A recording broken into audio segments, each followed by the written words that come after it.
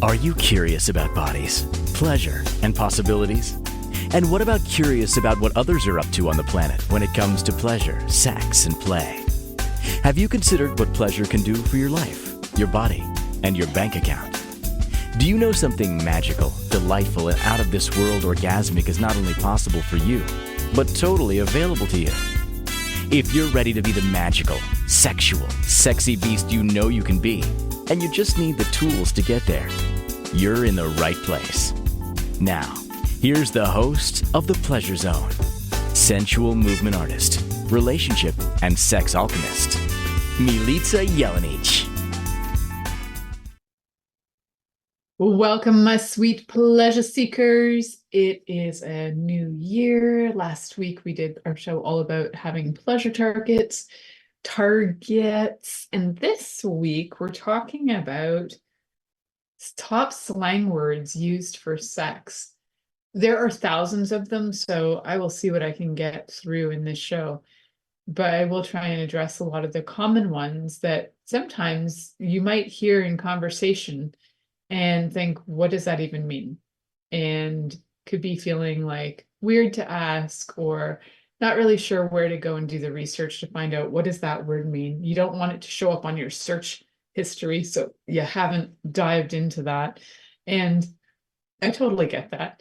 There are some interesting articles out in the world on different slang for sex and like different sexual activities.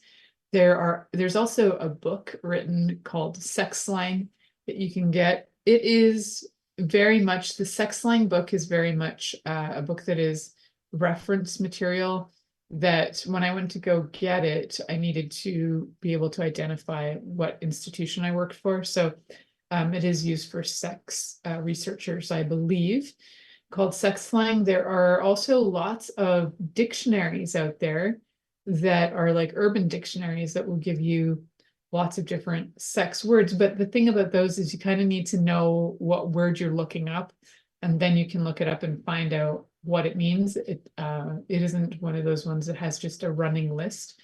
So finding some running lists, you might find some of those in different articles in women's health and in men's health. So we'll be talking about those. And also, why is it that we use slang for different sexual things? I know it's kind of one of those things where we've had slang in language forever. And a lot of times the slang word then becomes the common use word. And so the difference between slang and what we would say is like written language is that for the most part, if you are a researcher or you're writing something that has some clout or validity to it, you're not going to often use slang words unless you're using them as a way to explain maybe behavior or certain language that people are using in terms of like behavioral studies or something to that effect, where there's a trend of people using certain slang words maybe to describe things. So also some slang words are what's the word for it? They are very descriptive, and that, one little phrase can mean an entire explanation of something. And some of them are right disgusting, like they are foul. Some of the ones that I looked up are things that I would say are not consensual. A lot of them were like things that were not consensual, demeaning, and quite cruel.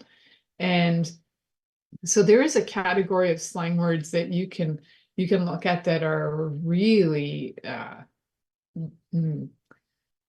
unkind. And then there's slang unkind. It's just common terms that people use, but you might not be familiar with them.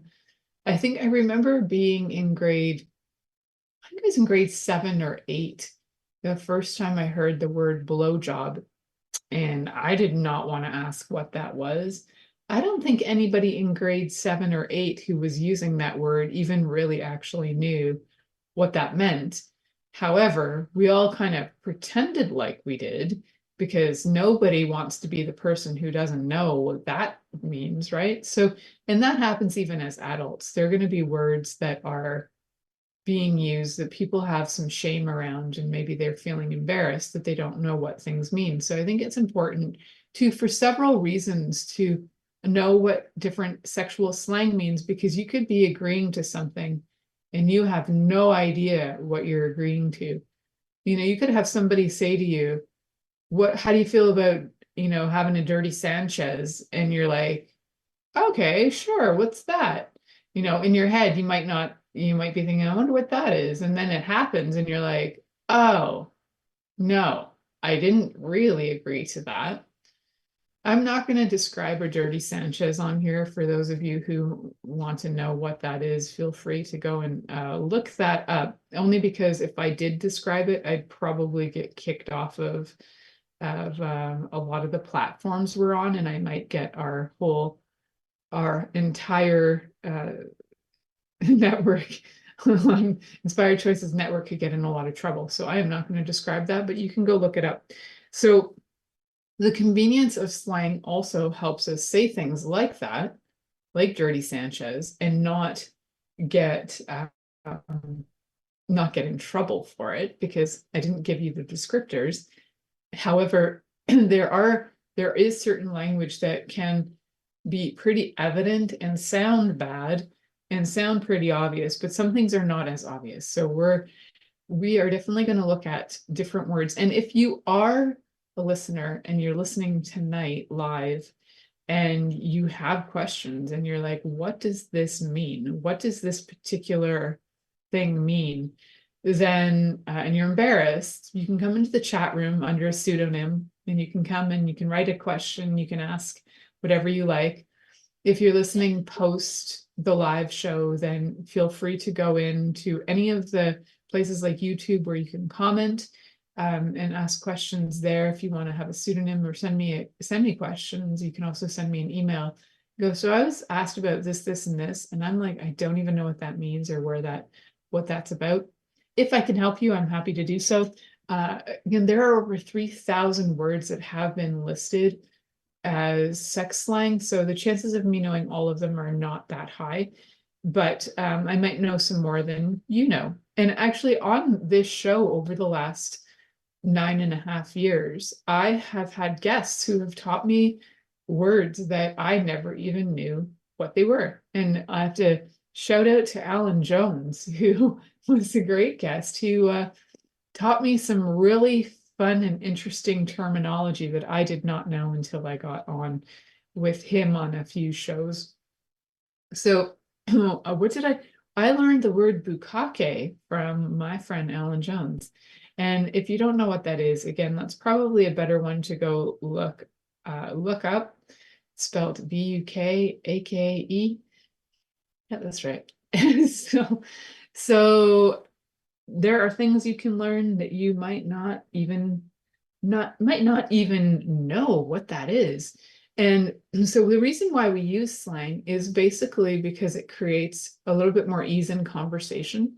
And sometimes using the proper words takes away from the mystery, the fun, the playfulness of things. However, what it can also do is be misleading if you don't know what those words mean. So the reason we're talking about this today is because I love talking about sex and intimacy and pleasure, and I love educating on those topics. And one of the things we need to know when we're having conversations and communicating about sex are the things that we're agreeing to or asking for. You might start asking for something and you don't even know what that actually is. It might be just a term you heard around, and then you go to do that, or the other person happens to know what it is, and then all of a sudden you're in an awkward position. One of the things that looking up slang words can do for you is definitely give you ideas of things you may never have considered in your life. And I have to say that looking up dirty slang words, knowing some of them and like probably putting them in the recesses of my mind far, far back, things like the dirty Sanchez are things that I've had definitely back in the recesses of my mind. And then going through lists, I was like, oh, that, yeah, no. So Definitely something I would not agree to. I'm not a person who's into scat play in any way. So if you don't know what scat play is, scat's another term for poops, and it involves poop. All right, so yeah, that's not my thing. I know a lot of people are into that, and that's, that's your thing. And as long as it, again, is consensual and there has been communication, any of the things and the words that have slang, as long as they are consensual and there's been communication about what is going to happen, and the person is of consensual age and of consensual mind, that they are actually able to consent, then you're a-okay. If they're not, then no, it's not okay. So you got to make sure that anything you're asking for with slang or not with slang is definitely that you have some all 100% full in, all consent and communication happening. So let's look at some of the fun words that I came across in Women's Health. There was an article written in Women's Health about the 70 sex terms you should know if you don't already. And there are quite a few that are really common words, so we're not going to go through them unless, and I would say that they're common as in things like anal sex, like this is a common term. And this is actually a term used even in like by sex educators. This is not a slang term. So, but there are terms that you should know that are helpful to know, that are, some of them are slang, some of them are not. So like things like terms like being bareback. So for some people, if you're translating from another language into English, you might not, that's another thing, is like translating from one language to another, and then the slang that gets put in there it can create confusion for sure. I think if I went to, say, for example, so my father's from Serbia, and if I went to Serbia and I tried to translate the word bareback into Serbian, they would probably think I meant that I was horse riding without a saddle. However, what in slang term in English that means is that you're having sex without using protection, like condoms, right? So you're going bareback. So knowing some of these terms is helpful too, so that you know what you're agreeing to. Like if somebody's like, yeah, I do it bareback, and you don't know what that means, it's good to know what it means so that you know what you're getting into.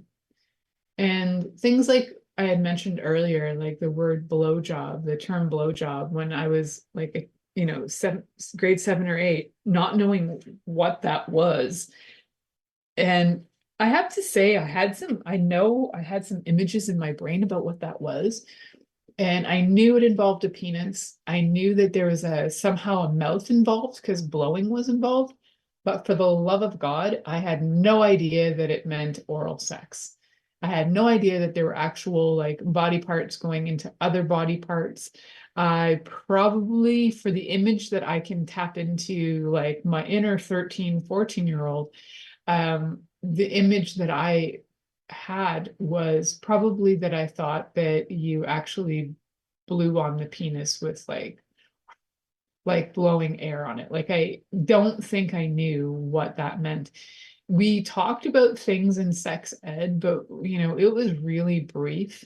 And we basically, in grade 7 and 8 for sex ed, we understood that puberty was happening. And that was pretty much what the extent was. Now, where I did learn about blowjobs and what they actually were and how to perform them was from Sex with Sue Johansson, who was an amazing Canadian sex educator who had a show that went across country on the radio and eventually on TV.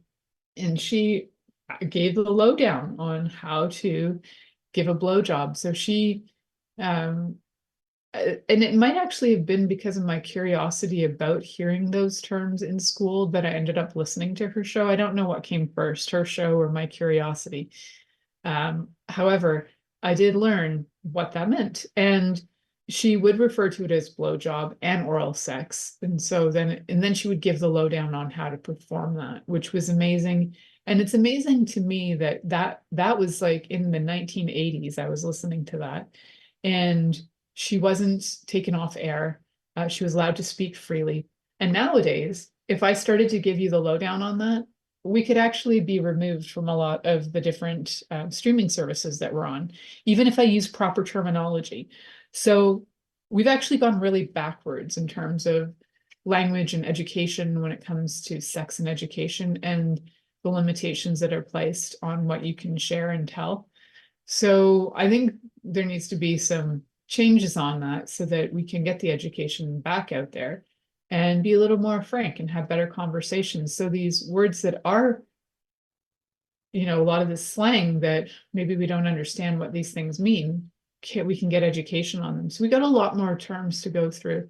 And I would love to hear from you guys if you have confusion around some slang terms, if you've heard some and you're not sure what the heck they are and you'd like insight, come on over to Inspired Choices Network and you can join me in the chat. You can come in anonymously and ask questions. I'd love to hear from you. You're listening to The Pleasure Zone here on Inspired Choices Network, and we'll be right back after this commercial. Are you secretly a voyeur, wondering what's going on in other people's sex lives? What if now is the time for a totally different sexual evolution? Are you interested in people who are pioneers of different sexual and pleasurable practices? Lean in now with Milica Jelenic, where she will entice you and your body to know your own pleasure zone. On the Pleasure Zone radio show with sensual movement artist Milica Jelenic, you'll receive tools, inspiration, and a foundation to allow yourself to receive more in your sex life, and quite possibly other areas of your life as well. Listen for The Pleasure Zone with Milica every Monday at 8 p.m. Eastern Time, 7 p.m. Central Time, 6 p.m. Mountain Time, and 5 p.m. Pacific Time on InspiredChoicesNetwork.com.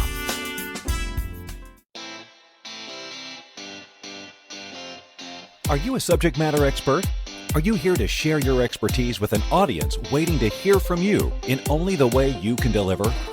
Are you ready to have your voice amplified across the airwaves? Inspired Choices Network has a global radio platform streaming to millions of people across the world. Professionally produced and supported by an accomplished team every step of the way, you can broadcast from anywhere in the world, knowing your voice matters, and we ensure it is delivered with ease and efficiency. Eager to hear your message, the world awaits. Contact us today to become an Inspired Choices Network radio host. Email become a host at inspiredchoicesnetwork.com. This is The Pleasure Zone with sensual movement artist Milica Jelenic. To participate in the program today, join our live studio audience in our chat room at inspiredchoicesnetwork.com. You can also make the choice to ask or comment by email, info@milicajelenic.com. Now, back to the program. Welcome back, my sweet pleasure seekers. Tonight we're talking about slang terms and some terms that are helpful to know when you're having conversations about sex, especially if you're in the dating realm and you're trying to get to know people and they're asking for things and you might not know what they're asking for. So it's good to get clear on what some of the terminology is out there so that you don't agree with things that so you don't agree with things that you don't know what they are and that you didn't actually want to do. So there are a lot of different terms that are out there that they might seem new to some of us who are, maybe we're a little older.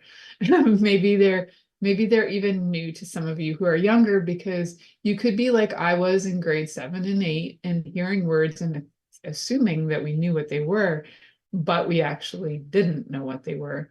So there are a whole bunch of we can almost go alphabetical on this, because why not? We probably could. So we started off with blowjobs because that was a term that I remember really being confused about as grade 7 and 8 kind of age, not knowing exactly what that meant, or I wasn't sexually active, so I didn't really have a clue what was going on.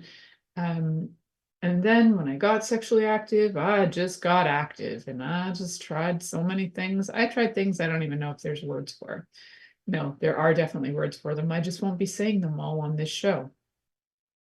So let's talk about some things like positions, because I think there are some positions that are out there that can, and I think next week actually I'm talking all about positions. So I'm just going to bring up a few so that when we do that show, you'll know what I'm talking about in terms of the slang terms. So there's a really common one called cowgirl, and some people might know it as cowgirl, but you might even just know it as partner on, like, reverse position where maybe the female's on top.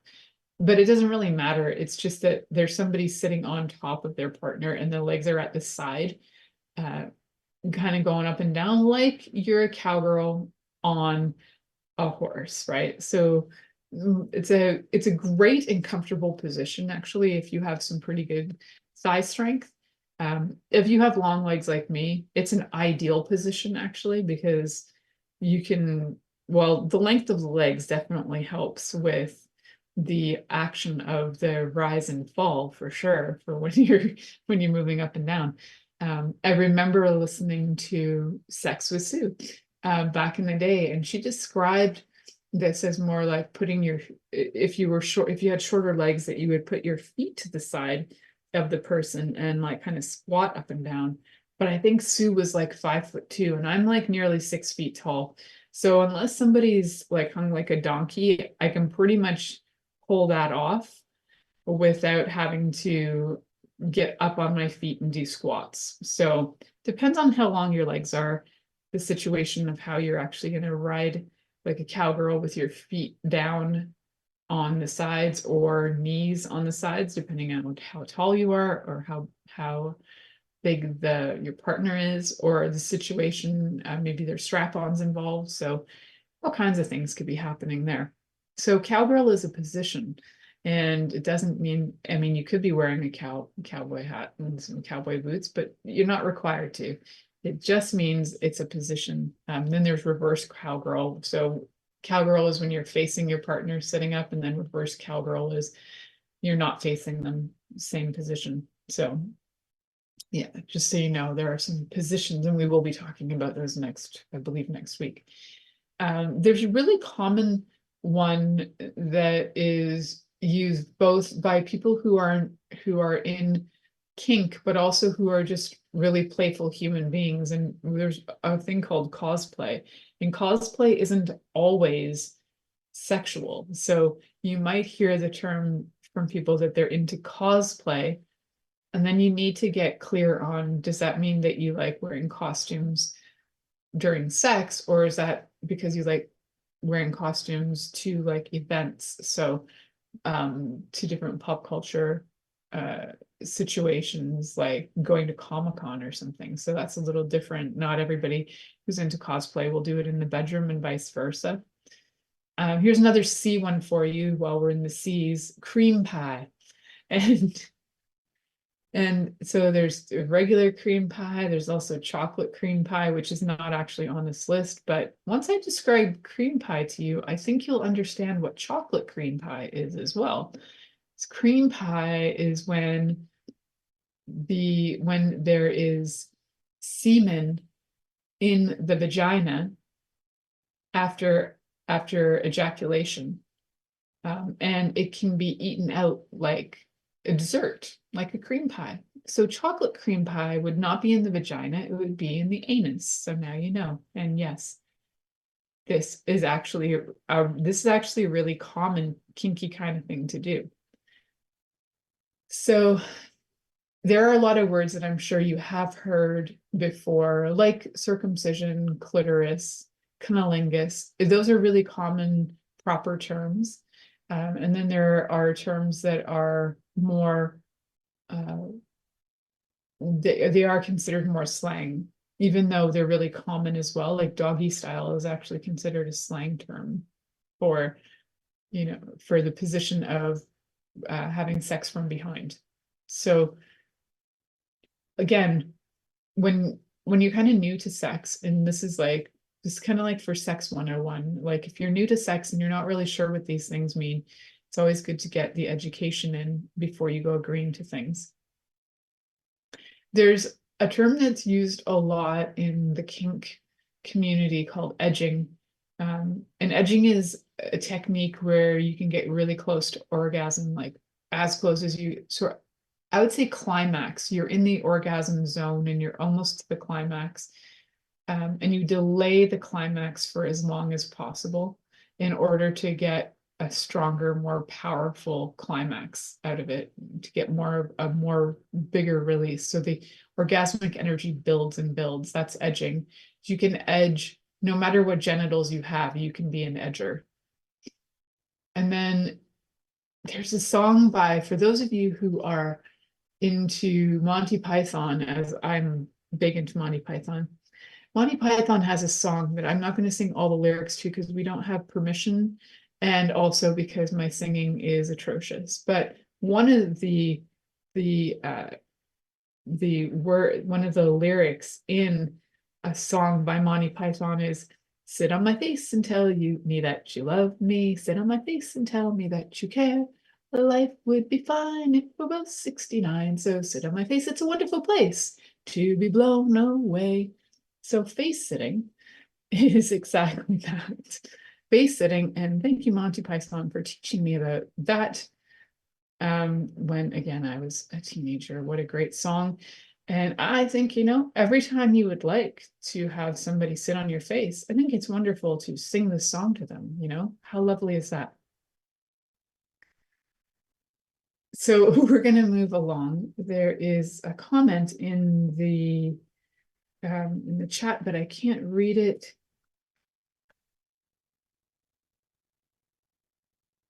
And I'm going to just see what that is and move on to that.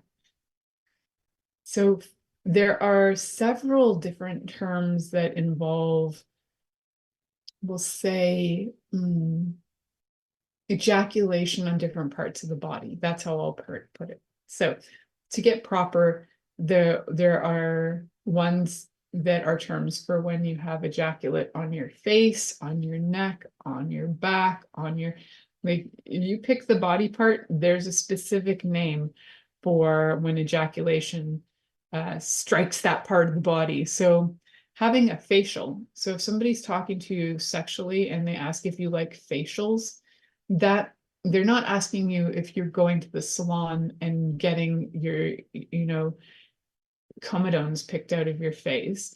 What they're asking you is if you like having ejaculation on your face. So that's a facial. So it would be good to know the difference. You can see why you'd really want to know the difference on that one, because it's definitely not the same. So do you like facials? I can imagine so many people going, yes, finding out that what they just agreed to was not what they thought they were agreeing to. So it's good to know. These things are all good to know. There's also another term that's called pearl necklace, which involves ejaculate around the neck and chest. So the idea is that it looks like a pearl necklace when it lands. So again, if somebody is talking sexy to you and asks you, would you like a pearl necklace?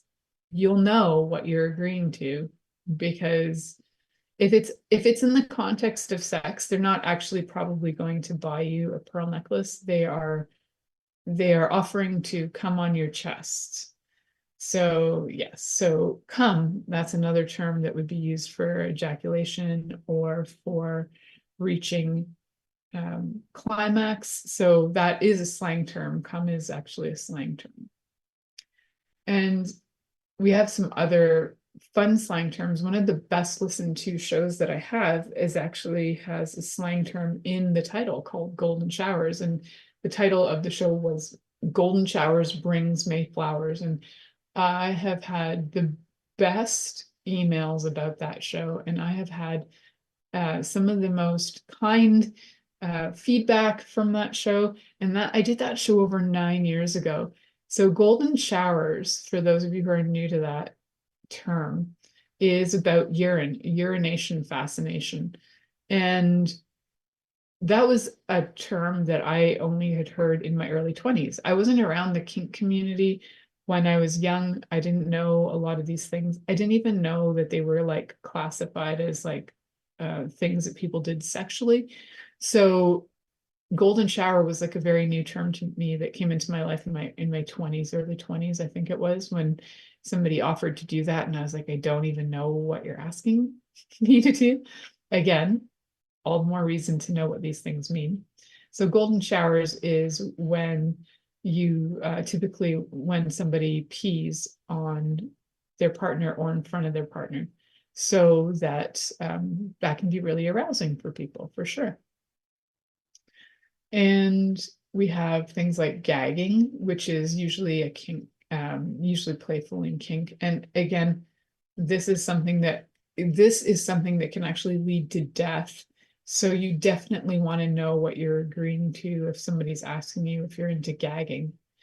You know, you might think that means like pulling gags or pranks on somebody, but it's not that kind of gagging. It is actually like choking. So it definitely needs to happen. I've done shows on this about the safety around that, and so definitely go back and listen to that if you are into gagging, and if you want to learn more about it. If you have a partner who's asked you to do that and you're not sure what to do, go back and listen to that show that I did on asphyxiation.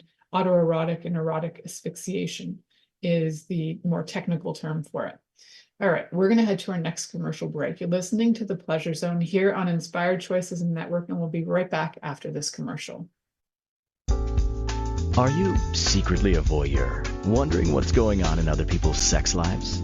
What if now is the time for a totally different sexual evolution? Are you interested in people who are pioneers of different sexual and pleasurable practices? Lean in now with Milica Jelenic, where she will entice you and your body to know your own pleasure zone. On the Pleasure Zone radio show with sensual movement artist Milica Jelenic, you'll receive tools, inspiration, and a foundation to allow yourself to receive more in your sex life, and quite possibly other areas of your life as well. Listen for the Pleasure Zone with Milica every Monday at 8 p.m. Eastern Time, 7 p.m. Central Time, 6 p.m. Mountain Time, and 5 p.m. Pacific Time on InspiredChoicesNetwork.com.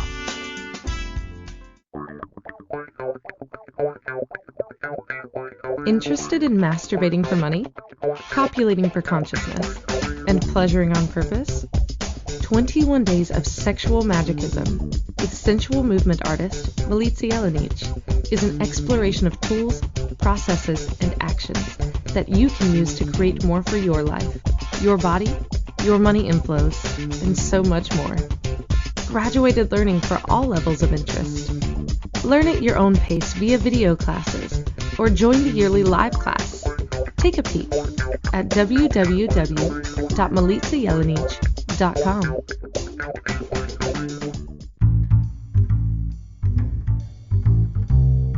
How wonderful would it be to carry your favorite Inspired Choices Network host with you throughout your day?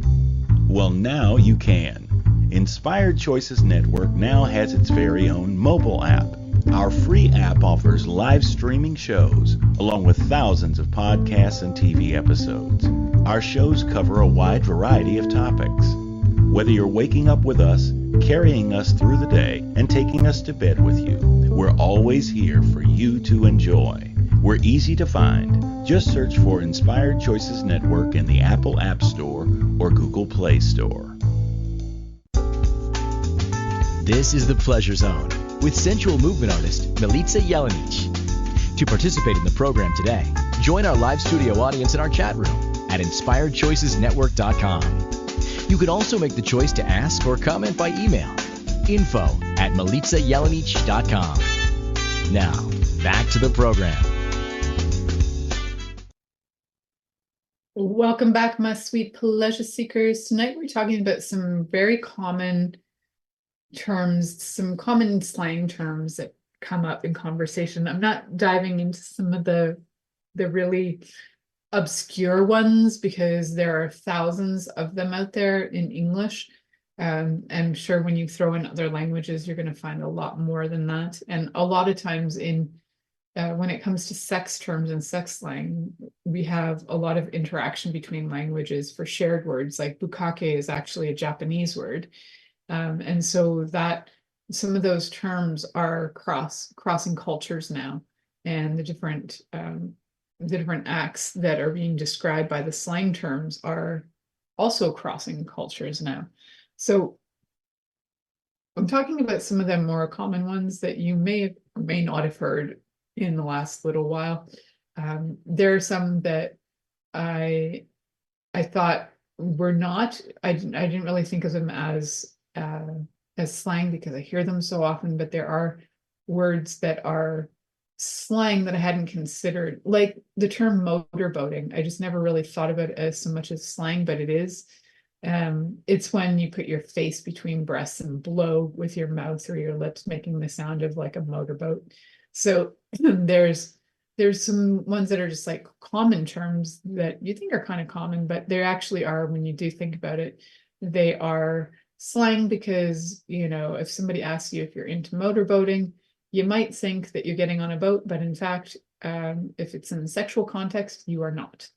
So I'm going to bring up some ones that you probably haven't heard of. They are terms that are not as common, maybe, because the acts they're much more on they're definitely not vanilla.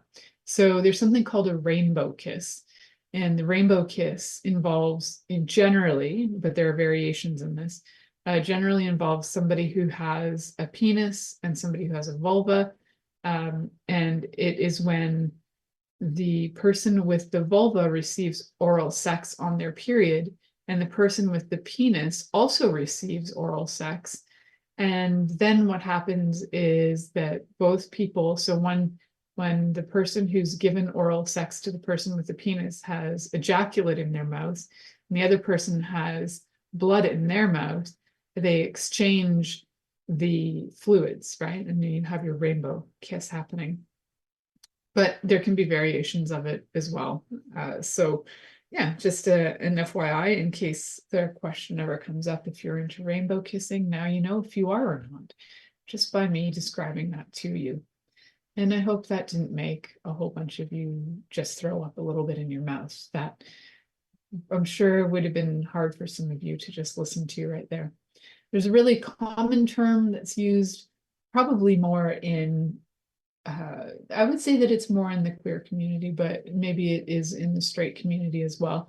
Rimming, and rimming is a really common term. However, it's not so common that everybody would be using it or know what it means. So if you're into rimming, chances are you know what it is. And if you're not into rimming, you might not have ever figured this out, but it has to do with having your mouth oral sex on an anus, or somebody giving your anus oral sex. That's a rimming. And then there's a really fun combo of oral sex with a hand job, which is called a rusty trombone. So the rusty trombone is when you get a rim job and a hand job at the same time, generally done to a body with a penis, so that you get the whole trombone effect happening. So there are terms too, like having safe words. That is something that usually you hear in the kink community, but I think safe words are great for all sex, because it's really helpful in knowing when you've crossed the line or if something's not comfortable. There's a term for sucking on somebody's toes called shrimping. And there's a new term that I've heard about relationships in the last couple of years, where people refer to them instead of there's like relationships, creationships, and now people are talking about situationships, which is kind of an umbrella term for people when they're like kind of dating, kind of not, they're in between hooking up and not hooking up and not really sure how they feel about things. They're in situationships. And then we have the ever popular 69, which hopefully most people do know about, but if you don't, that's okay too. Don't be ashamed of that. It is where both people are having oral sex with each other simultaneously. We'll be talking more about positions next week, and we will be talking about 69, because if you are physically able to do it and you enjoy giving oral sex and you enjoy receiving it, what a happy day, right? And you can both be having a happy day together. And there is also some other terms that are kind of more abstract, but again, these are all terms that I have heard, and I didn't know at first what they were. So I remember being in university when I first heard this term, which was teabagging. And that's when somebody with a penis puts their scrotum into the face or the mouth of another person while they're standing or hovering or kneeling over them. So it's yeah, you got balls in your face is what you've got. Scrotum in your face or in your mouth can be sitting there. There's another one, and I can't remember the term of it, where it's like the ball sack goes on your eyeballs, and I can't remember the name of the slang for that. But again, if you can probably think of it, there's probably a term for it. So, you know, I wouldn't be surprised if you have come across some of these, or have come across some definitely unique terms in your life. I also decided to look up things in men's health because surprisingly, the terms are not the same. Where in women's health, we have 70 terms you should be aware of. In men's health, we have 18 sex slang words you've been too embarrassed to ask about. So here we go. Too embarrassed. If you are like a reader of Men's Health and you've already read these things, then cool for you. This article came out a little while ago. There is, these are terms that keep in mind are more likely used, the ones that I'll be talking about at first, that are used in kink and a lot of times in non-hetero relationships. So what we've got here, we've got aftercare, which is it's not really slang, but it's an important term. It is a term that's used, I think, correctly. So it's not even like a slang term. It has to do with after you've had sex, especially after you've had kink play, to be able to look after your partner in different ways, usually checking in on them emotionally. Like aftercare is incredibly important with BDSM. Making sure that everybody is safe and okay. And there's a term called boofing, and boofing is where your partner puts drugs into your body through your anus. So that's more common in the definitely in with gay men. It's a little more common than you're going to find in hetero relationships. So the drugs might be inserted with fingers, or via like putting the drugs on the penis and then inserting it anally. That does happen. And it's always good to know that what you're agreeing to with boofing, especially when it comes to the drugs and what you could be having inserted into your body. For one, if you're having cocaine inserted into your body, you could literally die from it if you have an allergy from it and you've never done it before and you don't know what you're into. Also, different hallucinogens, if you aren't aware of it and you start going a little cuckoo.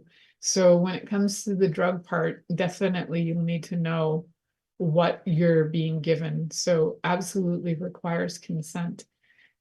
So know that if you're agreeing to boofing, what you're agreeing to. There's also a kind of a fun word out there. So I'm sure you've heard of the term doppelganger, as in like somebody who looks like you, but there's another term out there called doppelbanger, which is when you prefer to have sex with somebody who looks really close to you, but isn't actually related to you, like not having sex with your twin or something, but they look really close to you, almost identical to you. So that's your doppelbanger. And then we talked about facials, and we talked about a few other things that are also that they were in women's health, but they're also in the men's health list as well. There are some terms that I can't actually say on here because we will be kicked off. They involve F words, so I won't be saying that. And then we've got one called felching, and felching is when this is a little different. So usually this one, keep in mind, involves a straw. And felching is when you sip cum out of the anus of your partner after you've had sex. So we talked about that as also the chocolate cream pie, because there's different words for it. But felching and chocolate cream pie are kind of like the same thing, except for with felching, there's usually a straw involved. So, yep, different terms there for you, I'm sure. Maybe you've heard of this one, maybe you haven't. Fisting, which can be done to any vagina or anus, doesn't really matter. But what does matter with fisting is that you need to go slow on fisting. Like, you don't just stick your whole fist in at once. You actually have to build it up, right? So you might go with like one finger, then two fingers, then three fingers, then four, then five, then fist. But you have to actually open the area up before you stick your whole fist in. It's important, and it's important to use a lot of lube. So that's just an FYI on fisting, which we might talk about in a show later on things you can do to your anus. I think I did talk about that on one of the anal shows. So we are just about to head to our next commercial break. So we're going to go do that. You're listening to the Pleasure Zone here on Inspired Choices Network, and we'll be right back after this commercial. Are you secretly a voyeur, wondering what's going on in other people's sex lives? What if now is the time for a totally different sexual evolution? Are you interested in people who are pioneers of different sexual and pleasurable practices? Lean in now with Milica Jelenic, where she will entice you and your body to know your own pleasure zone. On the Pleasure Zone radio show with sensual movement artist Milica Jelenic, you'll receive tools, inspiration, and a foundation to allow yourself to receive more in your sex life, and quite possibly other areas of your life as well. Listen for the Pleasure Zone with Milica every Monday at 8 p.m. Eastern Time, 7 p.m. Central Time, 6 p.m. Mountain Time, and 5 p.m. Pacific Time on InspiredChoicesNetwork.com. This is the Pleasure Zone with sensual movement artist Milica Jelenic. To participate in the program today, join our live studio audience in our chat room at InspiredChoicesNetwork.com. You can also make the choice to ask or comment by email, info@MilicaJelenic.com. Now, back to the program. Welcome back, my sweet pleasure seekers. For those of you who are listening today, some of you are in for quite the education. Some of the terms have been super educational, I'm sure, and some of them might be terms that you're familiar with, you've heard, but weren't totally sure what they meant, and some of them you might be really clear on. I think what is important to talk about is also talking about some slang that's being used by teens these days, especially if you have a teen. I happen to have a teen in my life.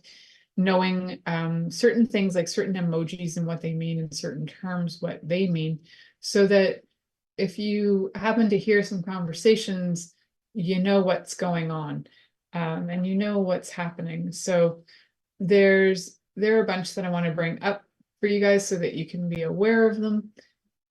And so that if you happen to hear like your kid's going to go get smashed, it's not what we used to say when we got smashed. When we used to get smashed in the 90s, gonna go smash something, that was getting drunk. And nowadays, smash means that you're having casual sex. So you can see that over 30 years, the terms have changed quite a lot. And, you know, when we used to get smashed because we were thirsty, it's because you wanted to get drunk. And now when you get smashed because you're thirsty, it's meaning that you're having casual sex because you're desperate for attention. So lots of terms that you probably thought you knew what you were hearing are very different for the teen crowd and early 20s crowd. And the slang is different for different ages. Slang has been used for hundreds and hundreds of years. Even a lot of terms that Shakespeare used were slang terms when he wrote his plays, or she, as I understand, it could have been, that's a possibility too. But anyway, so Shakespeare, the writings of Shakespeare, I understand, have created a lot of slang and used a lot of slang as well. So we're going back really far, that people use slang, and that there's evidence of it, and it probably goes back even further. So there's always been language that is like a spoken language, and then a written language that's a little different. And lots of languages themselves have written language and spoken language that not only appear different, they sound a little different too. All right, so now there's here's some other ones. So there's a term called the sneaky link, which is a term for when you're hooking up with somebody on the sly. Clapping cheeks is having sex. There are emojis that, you know, I was never really great at the text, like the texting with like short form LOLs and stuff like that, because at first LOL for me was like lots of love, and for the love of my brain, I actually had to end up asking. I was in my 20s when I asked my cousin what that meant. My cousin's 10 years younger than me, and explained that means laugh out loud. And then everything made sense, because nothing that people were writing couldn't understand why they kept on putting lots of love in the middle of things. So these things can throw you off, and they're good to know, and they're good information to have. So let's pull out some really common ones. So there's a symbol of a peach, which represents sending nudes. Sometimes they're spelled as NOODS, because who wants to spell it correctly? And then there's two eyeballs looking at something like to the side. That means that you're sending or receiving nudes. And then there's like a red sad face, means that you're hot or sexually tense. That you got a crush on somebody, or you're hot for them. And then there's one where the eyes are kind of like shut, and there's like a little there's just like a little smiley face, which I always thought was just a little smiley face, but apparently it's also used for desiring somebody sexually. Having two fingers pointing at each other has to do with being nervous or flirty. Little devil ears is about feeling naughty. And another version of a peach is about your butt. So there's one peach. I mean, these fruit can be really hard to distinguish, but perhaps it's a nectarine is your butt. The eggplant represents penis, so does a banana. And then, the kitten representing the vulva.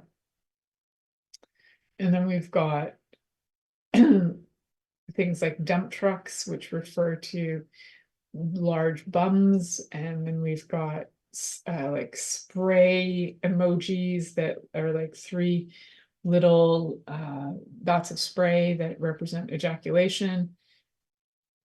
And there are, well, I'm telling you guys, there are some doozies out there. So there's like a circle, and that can just represent oral sex, just like that. Just there's a circle. And a symbol of corn means porn, obviously, right? And if you have a green square and an orange square, that means Pornhub. And if you have a P with a star, that means you're a porn star.